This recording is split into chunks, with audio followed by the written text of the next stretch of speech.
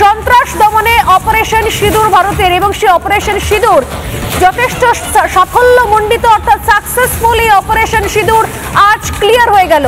ভারত সন্ত্রাসবাদ বরদাস্ত করবে না, সন্ত্রাসবাদ এর আগে বরদাস্ত করা হয়নি, এবং আজকে আরো একবার বলা হয়েছে সন্ত্রাসবাদ মানেই ভারতের কাছে সেটা যুদ্ধের সমান, সন্ত্রাস দেখলেই তার পাল্টা করতে হবে। এবং শুধু তাই নয়, বিগত কয়েকদিনে কি পরিমাণ সন্ত্রাসী শেষ করা হয়েছে, নিকেশ করা হয়েছে, এবং তার সঙ্গে কতগুলো সন্ত্রাসী ঘাঁটি ধ্বংস করা হয়েছে তার পরিসংখ্যান আজকে স্পষ্ট করে দিয়ে দেওয়া হয়েছে।